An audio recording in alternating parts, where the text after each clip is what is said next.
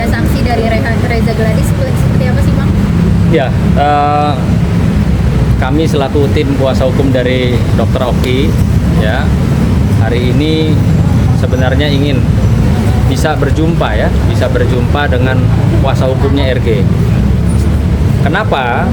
Karena memang selama ini kami sudah mengamati, ya, sudah melihat sering sekali yang namanya Julianus ini memojokkan atau membangun opini publik.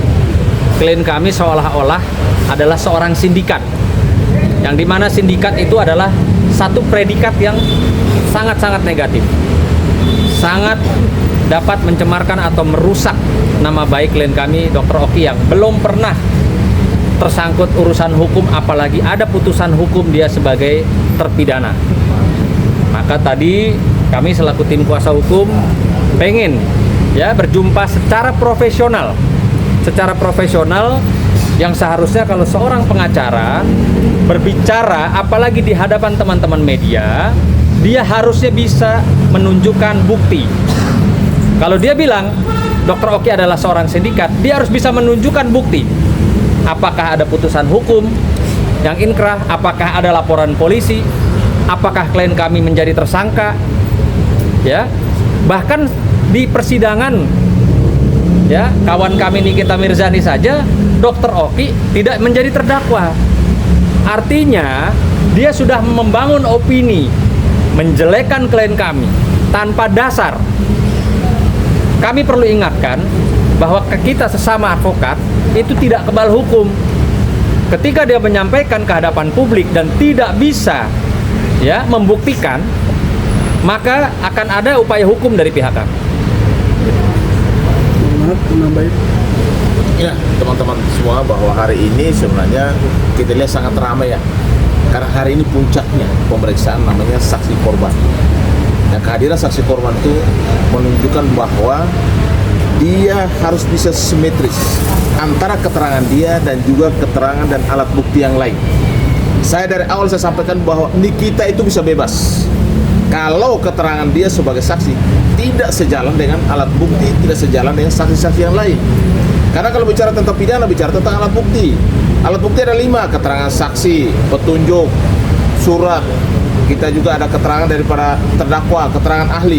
Nah, kalau itu tidak simetris, memang Nikita menjadi wajar untuk dibebaskan. Ini Nikita belum bersalah loh. Posisi dia itu masih terdakwa, tapi belum dinyatakan bersalah sebelum ada putusan pengadilan yang inkrah. Karena kalau ada putusan pengadilan Nikita bersalah, udah pasti ada upaya hukum banding dan seterusnya. Nah, saya di sini tadi Bang Suno sudah sampaikan bahwa ada seorang advokat rekan kita berperilaku, berstatement seolah-olah dia lebih dari polisi, menyuruh polisi untuk tersangkakan orang. Kita advokat itu harus berbicara berdasarkan hukum advokat. Kalau advokat itu adalah memberikan nasihat hukum yang baik dan benar kepada klien, bukan memerintah, mengintervensi aparat penegak hukum lain seperti pihak kepolisian. Yang kedua lagi, sudah menebarkan fitnah. Dugaan kami adalah memberikan keterangan bohong kepada publik bahwa klien kami ini adalah seorang sindikat. Kata sindikat itu adalah kejahatan besar. Makanya kami minta hari ini kami datang nih. Maunya biar ketemu sama dia, kita mau ada preskon bareng ini atau duduk bersama kita diskusi bareng. Bahasa sindikat itu dia harus cabut, dia harus minta maaf. Kalau tidak, pasti kami akan ambil upaya hukum. Karena kata sindikat itu adalah kejahatan besar.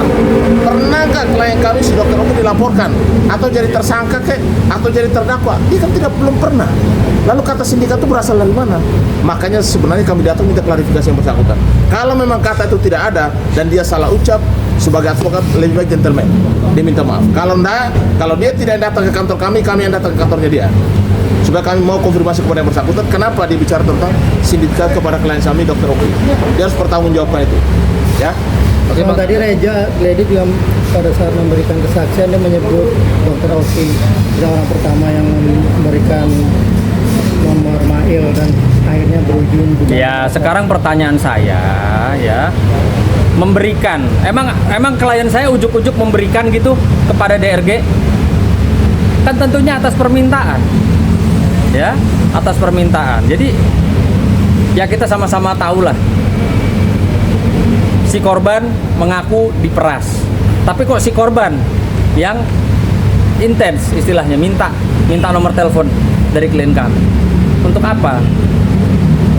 Dan yang perlu digarisbawahi dalam peristiwa kasus ini, kalau ya tidak ada apa-apa, untuk apa menghubungi kita, untuk apa mengeluarkan uang sejumlah 4 miliar tuh untuk apa? Ada apa?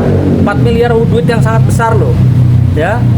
Bukan uang yang untuk berkenalan atau uang untuk apa. Ini ada apa? 4 miliar tuh duit besar loh, ya. Orang mau menyerahkan 4 miliar kepada seseorang, ada apa? Ada ketakutan apa? Harusnya, sekali lagi, kalau memang tidak ada kesalahan, tidak ada urusan, tidak ada masalah, ngapain mesti kasih Nikita 4 miliar buat apa? Emang Nikita tuh siapa harus dikasih 4 miliar? Pertanyaannya, ada apa sampai orang bersedia mengeluarkan 4 miliar ya untuk menyerahkan atau memberikan ke Nikita? Untuk apa? Ada apa? Gitu. Nah, satu lagi saya mau sampaikan kepada rekan advokat juga, ya, tim kuasa hukumnya DRG yang kemarin saya lihat rame di seliweran di media menyatakan bahwa ini sidang harus segera, cepat, dan diestafet 1 minggu, ya, minta 3 kali sidang.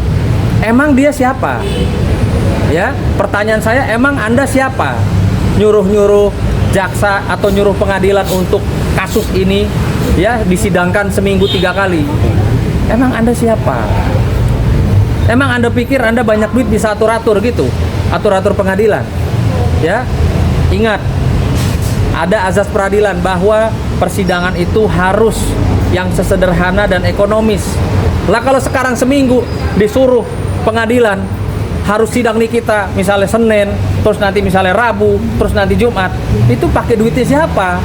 Terus apa urgensinya? Gitu loh, ya. Saya mengingatkan juga nih, saya lihat kan beliau kan lebih senior dari usia dari saya, mungkin juga jam terbang lebih tinggi, nggak sepantasnya gitu loh ya, ngomong ke publik harus 1 minggu ini 3 kali sidang Nikita. Untuk apa? Apa urgensinya apa?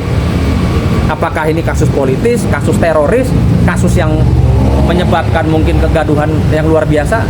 Saya rasa enggak lah. Jadi tolong sekali lagi saya mengingatkan, saya ini junior mengingatkan kepada senior, tolonglah sudah stop memberikan statement-statement yang bisa dikatakan tidak baik gitu loh. Tidak baik, tidak benar. Ngapain nyuruh-nyuruh jaksa, nyuruh-nyuruh hakim untuk segera sidang seminggu 3 kali? Untuk apa? Bang, tapi kan ada di dakwaan itu juga ada pernyataan bahwasanya Dr. Oki mengatakan kepada DRG coba hubungi Niki, muridnya Niki harus nggak murah loh, mahal loh. Itu pernyataan-pernyataan kayak gitu gimana tanggapan Abang? Ya, Itu kan ada mungkin di saya perlu dakwaan jelaskan ya. Namanya juga keterangan saksi. Dia boleh bicara apa saja. Faktanya kan nggak ada. Bahwa klien kita hanya mempertemukan sebagai teman. Dan dia yang intens kok, si korban ini mengaku sebagai intens. Pasti ada melatar belakang penyerangan diri tersebut. Prinsipnya bahwa peradilan telah berproses, kita harus hormati pengadilan. Yang penting jangan ada intervensi terhadap pengadilan, terhadap jaksa. Karena kita ini advokat, undang-undang kita jelas untuk advokat. Kita harus memberikan nasihat hukum yang baik dan benar kepada yang namanya klien kita. Bukan mengintervensi. Jangan mendikte peradilan. Iya, itu nggak boleh. Ya, itu bukan ranah kita.